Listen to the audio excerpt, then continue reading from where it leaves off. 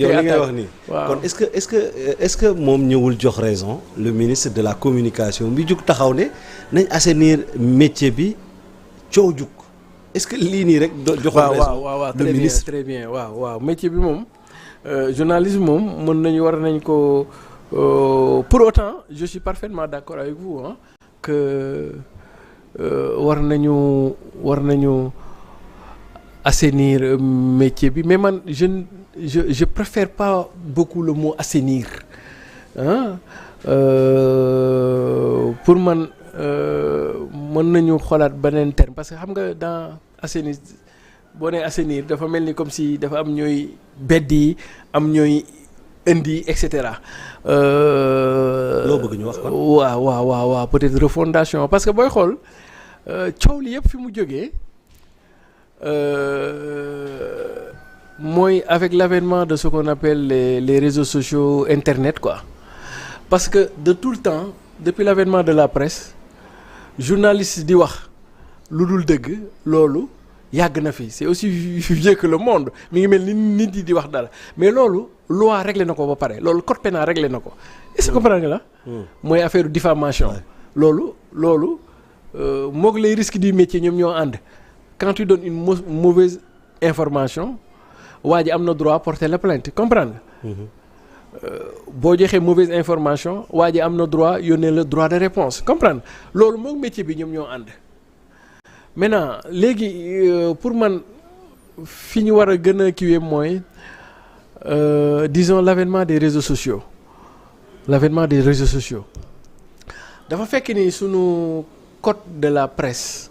même code de la presse bi sax jël na ko en charge mais sunu organe de régulation CNRA bi ñu koy tëgg les réseaux ou internet demeegul woon nii mu demee nii ba nga xam ni de manière globale CNRA li mu gën a mën réguler mooy ce qu'on appelle les médias quoi de manière globale ça veut dire quoi la télévision la radio ak la presse écrite mais la CNRA bi ñu koy tëgg jamono daf ko raw est-ce que comprendre nga. ba tey jii les médias 2.0 sont arrivés à un niveau de yoo xam ni il faut ñu remettre le métier à l'ouvrage en fait ça veut dire que on ne peut plus faire seulement la régulation de l'audiovisuel tout court on ne peut pas plus faire la régulation de l'audiovisuel tout court mais aussi il faut que ñu dugg ci numérique bi parce que CNRA boo koy xool audiovisuel bi ñu doon wax c'était fondamentalement les télévisions mais les web TV mooy IPTV yi ngeen di wax nii et cetera jëlu ko woon et pour man war nañ jugee loolu mooy première chose mais deuxième chose je suis d'accord ci ñu xoolaat affaires yi mais xoolaat affaires yi weesuwul pour man ñu gën a appliquer la loi parce que comme ni ma doon expliquer léegi li journal kii def pour autant le ministère du budget mën na ko porter plainte d'ailleurs pour accusation de fausses nouvelles et cetera pour diffusion de fausses nouvelles pour autant aussi mën na ko yóbbu devant les pairs mais attention grand attention parce que même su fekkee dans le principe c'est vrai qu'il faut assainir le milieu de la presse parce que voilà et cetera mais jàppuma fondamentalement angle d'approche bi ko ministère bi duggee c'est la meilleure des angles d'approche. mais Siré est-ce que ministère bi def na dara ministère bi dafa ne rek kaay leen li fi nekkoon kaay leen ngeen méngoog li fi nekkoon rek. waaw mais c'est que xam nga là on parle de droit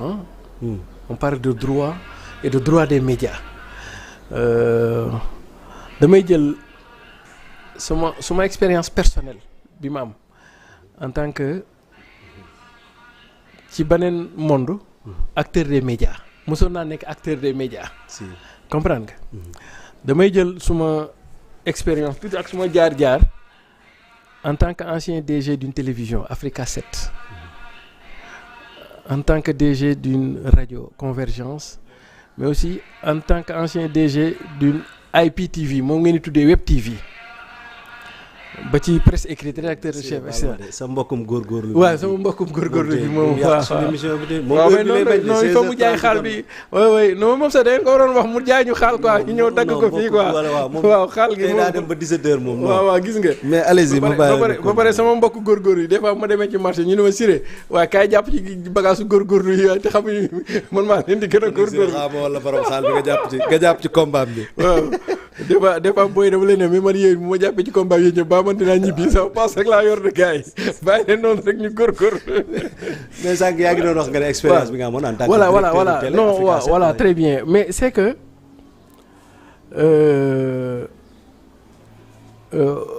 il y a deux choses à mon avis ban ak ban qu'il ne faudrait pas confondre ma bëgg laaye biir le ministre de la communication Alioune Sall bëgg ko invité Saraba bu ñëwee Saraba ma tegal ko caayin ak gerte pour ñu waxtaan su boobaa dama ko naan monsieur le ministre bu ñu jaawalee ce qu'on appelle l'entreprise de presse et l'information l'entreprise de presse qui obéit aux règles de l'OHADA de manière globale donc notamment ce qu'on appelle le droit commercial de l'information en tant que telle qui relèverait du ministre de la communication ma jox la beneen moo expliqué waat leneen l'entreprise de presse c'est comme les partis politiques en fait yaa ngi fàttali c'est une association de droit privé là damay génne ay RTS ak le public. dégg nga ci privé bi. waaw léegi nañ jël le privé. lañ jël le privé. parti politique ak entreprise de presse ñoo bokk ndey waaye bokk ñu bàyyi. xam nga lu tax. ay kuréel la yoo xam ni acte administratif décision administrative mooy tax ñu juddu mais décision judiciaire mooy tax ñu moo leen di rey. parti politique objet day rechercher un but non lucratif entreprise de presse day rechercher un but lucratif kii day def conquête du pouvoir kii day def affaire u gagner xaalis yéen a ngi fàttaliku quand il s'est agi bi Macky Sall de manière arbitraire Antoine Diome ministre de l'Intérieur dissoudre le PASTEF yéen a ngi fàttaliku lan nañu waxoon ne autorité administrative mënul dissoudre parti politique association de droit privé xam nga lu tax effectivement parce que l'acte de dissolution est un acte juridique c'est-à-dire que la justice moo koy dem bu dee politique on parlera de dissolution du parti politique bu dee entreprise on parlera de liquidation d'une entreprise sauf que en l'espèce dañu am benn organe boo xam ne dafa nekk ci diggante l'administratif ak le judiciaire c'est ce qu'on appelle l'organe de régulation est-ce que vous comprenez? Première chose l'organe de régulation et donc pour man fii le ministre parce qu'il y a deux principes en fait qui se combattent ici il y a l'article 11 de la Constitution et l'article 94 du Code de la presse xam nga l'article 11 de la Constitution lan lay wax mu ni pour nga ubbi entreprise de presse laajul benn autorisation préalable mais par contre le ministre de la communication en tant que ministre de tutelle moom il est dans ce qu'on appelle la conformité surtout davantage à deux niveaux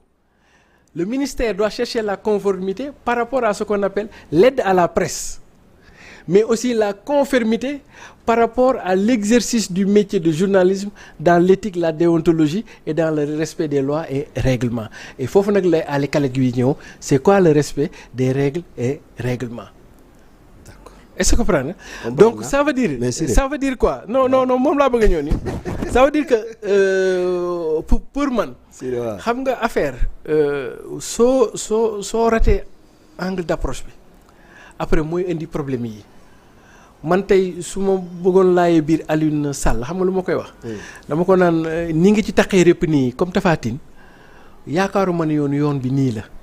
xam nga yoon bi nan la woon. C'était de mettre en place une commission tripartite. Une commission tripartite. bu wutee commission bi mu teg. Voilà une commission tripartite boo xam ni CNRA da ciy bokk CDEPS da ciy bokk ak CORED du noonu la tudd. correct waaw correct bu ko neexee sax mu dugal ci association des jeunes reporters mais loolu intéressé aux reporters parce que ici on parle de l'entreprise de presse est-ce que comprendre nga on parle de l'entreprise du point de vue kii bi c'est-à-dire que xam nga la fan la problème bi nekk à mon avis le ministère est-ce que war na am problème waaw non c'est ça parce aussi. que question d'interprétation mooy am waaw parce que pour man le ministère aurait pu se positionner en un maître d'ouvrage et teg waaw c'est-à-dire que moom affaire yi mais mu joxe benn terme de référence c'est-à-dire que mu joxe benn cahier de charge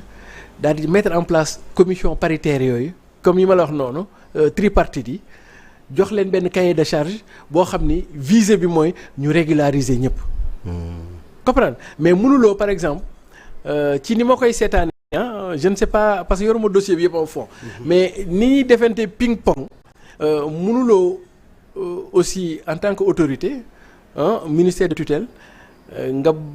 xaw a am benn relation assez conflictuelle avec l'organisation faîtière qui est ici le CDEPS les éditeurs et patrons de presse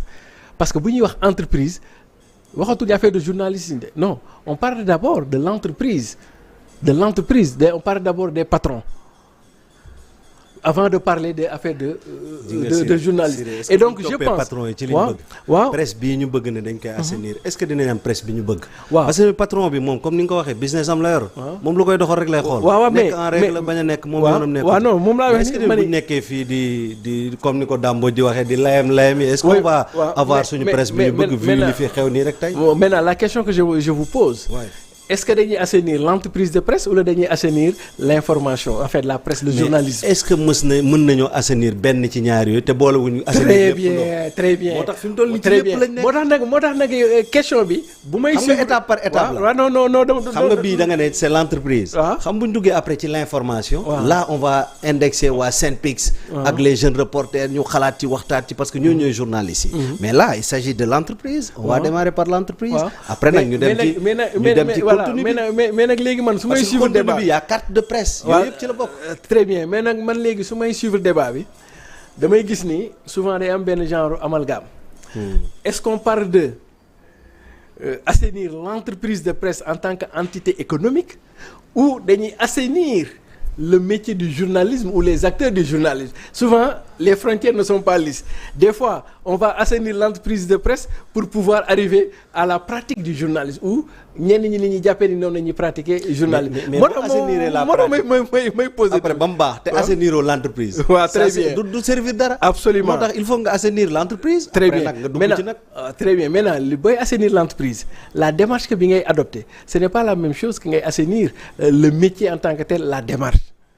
parce que sooy assainir entreprise là on est dans des logiques économiques et dans des logiques de profitabilité or sooy assainir le métier du journalisme là on est dans les logiques d'éthique de déontologie et de respect des lois et des règlements et donc c'est deux entités yoo xam ni pour man ça se chevauche ba kii bi mais man li ma jàpp voilà non man li ma jàpp sax man li ma jàpp mooy réeroo moo am rek. parce que xam nga commission d'examen bi. waaw des déclarations des médias. waaw est-ce que xam nga commission bi ñi ko composé pour muy leer. muy correct. commission carte nationale de presse. ñu koy wax CNCP.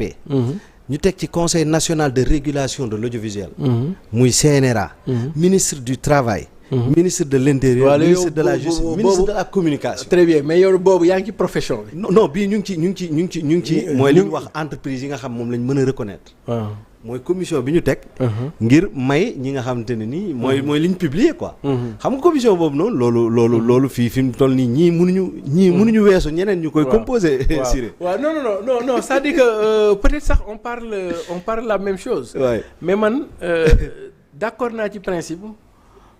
secteur bu mel ni les médias. ñu taxaw seetlu ci parce que boo xoolee daf ci am benn réalité sociologique. bu ci am te nit ñi war nañu ko intégrer tamit. xam nga Sénégal la part de l'informel daf fi bari. te l'informel bi ñu njëkkoon a xam mooy l'informel jënd ak njaay. Maintenant avec l'avènement de ce qu'on appelle les innovations technologiques. foofu tamit informel daf ko faa song.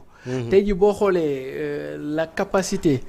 Comme par exemple des gens qui n'étaient pas allés faire l'école française jëlal rek comme par exemple ay Touba Mbacké nga jël ay Dakar dans la banlieue des gens yoo xam ne sori nañ ci affaire technologie. Comment ils ont réussi à domestiquer et à dompter les technologies. xoolal tey jii damay faral di tooñ gars yi ne man télévision bu ne dinaa koy dégg quoi web TV bu ne dinaa koy dégg ba mu des Alaxira TV quoi moom rek laa déggagul et donc da ngay gis la volonté d'entrepreneuriat bi jeunesse sénégalaise yi def jëmale ko vers ce qu'on appelle les mass médias et donc bu ñu fàtte mukk ne aussi am na benn taxawaay bu ñu ci war a mën a taxaw en tant que pouvoir public pour ne pas aussi étouffer la libre entreprise première logique du point de vue sociologique tey jii boo xoolee niche de création ou niche d'initiative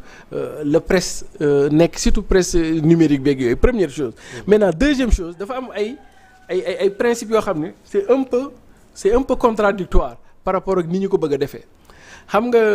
ci article code de la presse je pense article 46 là ou quelque chose comme ça le ministère ci boppam a l'obligation de consolider les emplois dans le secteur des médias. Première chose. Et donc deuxième chose nga ñëw l'article 11 de la Constitution ne la entreprise de presse article moo wax de ne boo koy créer soxlawul benn autorisation au préalable première chose. Deuxième chose nga ñëwaat toujours ci code de la presse xamatuma sax ban article la bu lay wax ni non non affaire bi c'est important parce que des fois parce que man bu ma koy lire des fois je ne me retrouve plus je me dis que maintenant au nom